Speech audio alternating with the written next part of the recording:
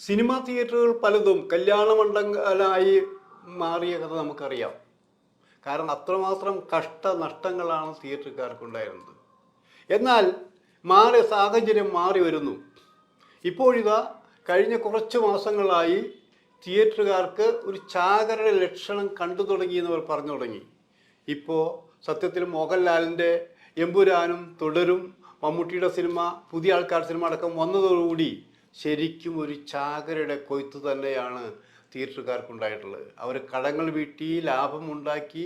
ഇതേക്കുറിച്ചാണ് ഇന്നത്തെ video. Film പ്ലസിലേക്ക് എല്ലാവർക്കും സ്വാഗതം.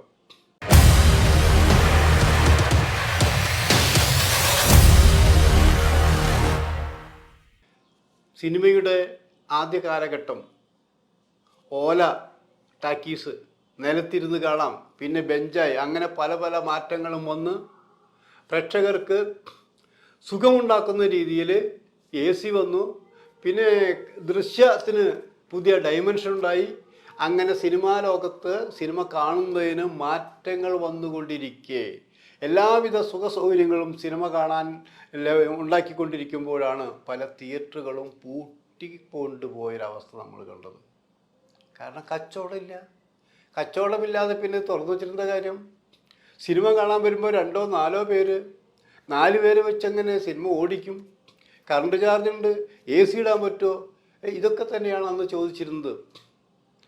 അത് മാറിയപ്പോൾ പലരും പറഞ്ഞു ഇനി കച്ചവടമേ വേണ്ട, ഇതിൻ്റെ സ്ഥാനത്ത് കല്യാണ മണ്ഡപം വെച്ചാൽ നാളെ കല്യാണമെങ്കിലും നടന്നാൽ രക്ഷപ്പെടും. അങ്ങനെ കേരളത്തിലെ പല തിയേറ്ററുകളും കല്യാണ മണ്ഡപങ്ങളാക്കി മാറ്റിയ കാര്യം നമുക്കറിയാം.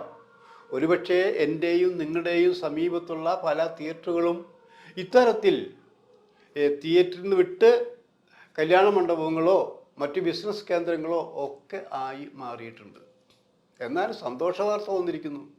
ഏതാനും മാസങ്ങളായി ഒരു ചാകര വന്നിരിക്കുകയാണ് ഇവിടെ. ചാകര എന്ന് പറഞ്ഞാൽ മനസ്സിലായല്ലോ, ഇത് സിനിമാ ചാകര. ഈ സിനിമാ ചാകര പറയുമ്പോൾ മോഹൻലാലിൻ്റെ സിനിമ എന്ന് മാത്രം പറഞ്ഞ് മറ്റുള്ളവരെ ഇകഴ്ത്തി കാണിക്കാൻ ഞങ്ങൾ തയ്യാറല്ല. മോഹൻലാലിൻ്റെ എമ്പുരാൻ റിലീസ് ചെയ്തു. അതൊരു വലിയ ബ്രഹ്മാണ്ഡ ചിത്രമാണ്, കോടികൾ വാരും. അങ്ങനെയൊക്കെ പറഞ്ഞ് കോടികൾ കുറച്ച് വാടിക്കൊണ്ടിരുമ്പോൾ ഈ വിവാദങ്ങളുണ്ടായി. വിവാദത്തിൻ്റെ പേരിൽ ഒരു 10 ദിവസം കഴിഞ്ഞപ്പോൾ പ്രേക്ഷകരുടെ എണ്ണം കുറഞ്ഞു. അങ്ങനെ ഒരു മൈനസ് പോയിൻ്റായി എമ്പുരാൻ മാറിയെങ്കിലും തിയേറ്ററുകാർക്ക് ദോഷമുണ്ടായിട്ടില്ല, പ്രൊഡ്യൂസർക്കും ദോഷമുണ്ടായിട്ടില്ല.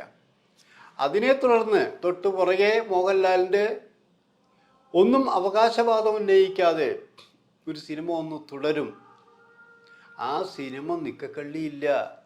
നമ്മൾ ഈ നോൺ സ്റ്റോപ്പായി ഓടുക എന്ന് പറഞ്ഞിട്ടില്ലേ? ആ തിരുവനന്തപുരത്ത് വിട്ടാൽ പിന്നെ തൃശ്ശൂർ വിട്ടാൽ പിന്നെ കോഴിക്കോട് വിട്ടാൽ കണ്ണൂർ, കാസർഗോഡ് എന്നൊക്കെ പറയുന്ന പോലെ അങ്ങനെ അത്ര സ്പീഡിൽ ഈ സിനിമ ഓടിക്കൊണ്ടിരിക്കുകയാണ്. അത് കാണാൻ വരുന്ന ആരാ? ആദ്യം സ്ത്രീയും പുരുഷനുമൊക്കെ ഉണ്ടായിരുന്നെങ്കിൽ പിന്നെ സ്ത്രീകളുടെ പ്രളയമായി, അവരുടെ കുട്ടികളുണ്ടായി, പിന്നീട് കുട്ടികളോടൊപ്പം തന്നെ അവർ അമ്മൂമ്മമാരുണ്ടായി, അപ്പൂപ്പന്മാരുണ്ടായി, കുടുംബസമേതം അങ്ങനെ മാറി തിയേറ്റർ നിറഞ്ഞ് കവിഞ്ഞു.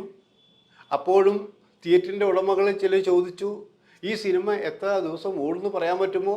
ചിലർ പറഞ്ഞു 25 ദിവസം, മറ്റു ചിലർ പറഞ്ഞു 50 ദിവസം. അപ്പോൾ ഈ 50 ദിവസം 25 ദിവസമൊക്കെ ഓടുമ്പോൾ ഈ ലാഭം ഇങ്ങനെ കൊയ്തുകൊണ്ടിരിക്കുകയാണത്. ഇപ്പോൾ വളരെ കുറച്ച് ദിവസമായിട്ടുള്ളൂ. അതിനിടയിൽ തന്നെ 100-150 കോടി രൂപയായി കളക്ട് ചെയ്ത് കഴിഞ്ഞിട്ടുണ്ട്. തിയേറ്ററുകാർ സന്തോഷത്തിലാണ്. അവരെ കടം വീട്ടി ലാഭത്തിലേക്ക് പ്രവേശിച്ചു കഴിഞ്ഞു എന്നാണ് പറഞ്ഞുകൊണ്ടിരിക്കുന്നത്. അങ്ങനെയെങ്കിൽ മലയാള സിനിമയിലെ ഇനി വസന്തങ്ങളുടെ കാലഘട്ടമാണ്. അതിന് നമ്മളിപ്പോൾ മോഹൻലാലിൻ്റെ തുടരും, എമ്പുരാൻ മാത്രമാണെന്ന് പറയാൻ പറ്റില്ല. അതൊരു ഘടകം തന്നെയാണ്. മമ്മൂട്ടിയുടെ സിനിമ വന്നിട്ടില്ലേ? പുതിയ തലമുറയിൽപ്പെട്ട സംവിധായകരുടെയും നടന്മാരുടെയും സിനിമ വന്നിട്ടില്ലേ? അപ്പോൾ അതൊക്കെ ഒരു കോൺട്രിബ്യൂഷൻ തന്നെയാണ്. ചിരിക്കാനുള്ള സിനിമ വന്നിരിക്കുന്നു, ഇവിടെ ചെറുപ്പക്കാരുടെ സിനിമ വന്നിരിക്കുന്നു. അപ്പോൾ അത്തരം സിനിമകളെല്ലാം വന്ന് കണക്ക് കൂട്ടി വരുമ്പോൾ ഒരു ആവറേജ് നോക്കുമ്പോൾ ഈ സിനിമ ലാഭകരമാണ് കഴിഞ്ഞ 1 വർഷമായി എന്ന് വളരെ മനസ്സിലാക്കാൻ കഴിയും. ഈ പോക്ക് എങ്ങോട്ടാണ്? ഇത് കാണുമ്പോൾ എന്താ, ഇപ്പം പലരും വിചാരിക്കും എന്നാൽ ഇനി അതേപോലെ സിനിമ എടുത്ത് കളയാം. അതേപോലെ സിനിമ എടുത്തിട്ട് ഒരു കാര്യമില്ല, ആ സിനിമ എടുക്കേണ്ടവർ എടുത്ത് കഴിഞ്ഞു എന്നുള്ളതാണത്. ഇപ്പോൾ 10 ദിവസം കഴിഞ്ഞപ്പോൾ ഇതിൻ്റെ ഗതി മാറി. തുടരിന് ഗതി മാറി. അതിൽ ആരൊക്കെയാണത്? മോഹൻലാൽ മാത്രം. മോഹൻലാലിനെ കുറിച്ചുള്ള ഈ പ്രശംസകൾ ഇങ്ങനെ കൂടിക്കൊണ്ടിരിക്കുകയാണത്. പറഞ്ഞത് തന്നെ വീണ്ടും പറയുന്നു. പറഞ്ഞത് വിട്ട് പുതിയ പുതിയ കാഴ്ചപ്പാടുകൾ ആ സിനിമയെക്കുറിച്ച് പലരും എഴുതുന്നു, പറയുന്നു.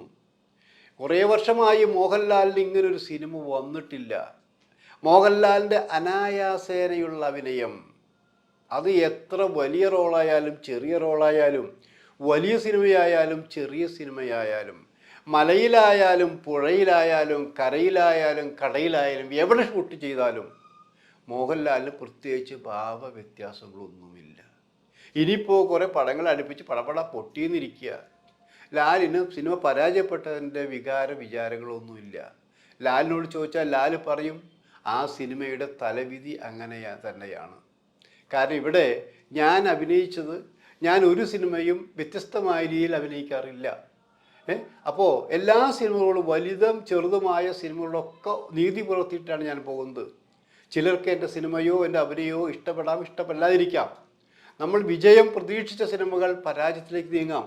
ഇതൊക്കെ സിനിമാ ലോകത്ത് സംഭവിച്ചു കൊണ്ടിരിക്കുന്നതാണ്. ഒരു ലാലിന് മാത്രമല്ല, പലർക്കും സംഭവിച്ചു കൊണ്ടിരിക്കുന്നതാണത്. അപ്പം അതുകൊണ്ട് തന്നെ ഞാൻ കൂടുതൽ വിഷമിക്കുന്നില്ല. ഇനിയിപ്പോൾ നിങ്ങൾ പറയുമ്പോൾ തുടരും. ഇപ്പോൾ നോൺ സ്റ്റോപ്പായിട്ട് ഓടിക്കൊണ്ടിരിക്കുന്നു, എല്ലാവരും പുകഴ്ത്തിക്കൊണ്ടിരിക്കുന്നു. അപ്പോൾ ലാലിന് പ്രത്യേകിച്ച് സന്തോഷവുമില്ല. അതും സിനിമ തന്നെയാണ്. ആ സിനിമയുടെ വിധി ഇങ്ങനെ ഓടിക്കൊണ്ടിരിക്കാനാണ് ആ സിനിമയുടെ വിധി. എമ്പുരാനിൽ അഭിനയിച്ച മോഹൻലാൽ തന്നെയാണ് ഇതിലും അഭിനയിച്ചിട്ടുള്ളത്.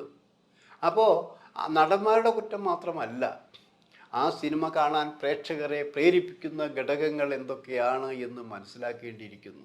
ഇനിങ്ങനെ മനസ്സിലാക്കി കഴിഞ്ഞാൽ ഇനിയിപ്പോൾ കുറച്ച് പേര് കുറച്ച് നാളത്തേക്ക് തുടരും ടൈപ്പ് സിനിമ ചെയ്ത് കുളമാക്കിയാലോ, അപ്പോൾ സിനിമയ്ക്ക് വീണ്ടും അധോഗതി വരുന്നു. നിങ്ങൾ പുതിയ തീം കണ്ടെത്തണമെന്ന് പറയുന്നില്ല.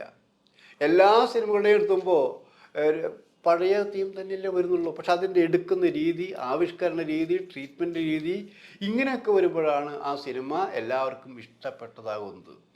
നമ്മൾ എന്ത് പറഞ്ഞാലും കുടുംബസമേതം സിനിമകൾ കാണാൻ കിട്ടുന്ന ഒരവസരവും ആരും നഷ്ടപ്പെടുത്താറില്ല.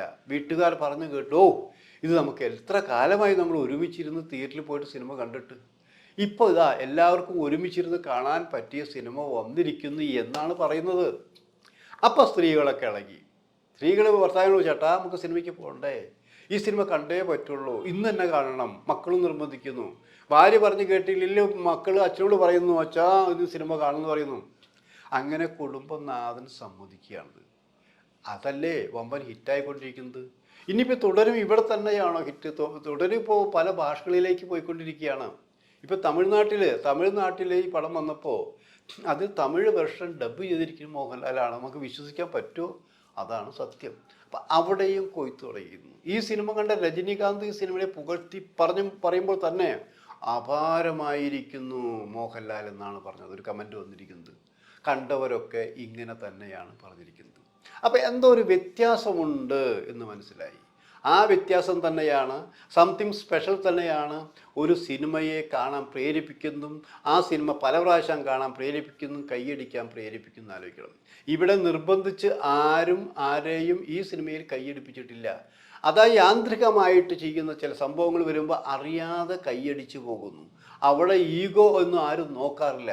അത്രയും പ്രിയപ്പെട്ടൊരു സിനിമയായി പ്രേക്ഷകർക്ക് മാറ്റാൻ ഈ സിനിമ കഴിയുമ്പോൾ തന്നെ കേരളത്തിലെ എല്ലാ തിയേറ്റർ ഉടമകളും നെഞ്ചത്ത് കൈവച്ചുകൊണ്ട് പ്രാർത്ഥിച്ച് പറയുകയാണ്, ഇനിയും ഇത്തരം സിനിമകൾ വരട്ടെ.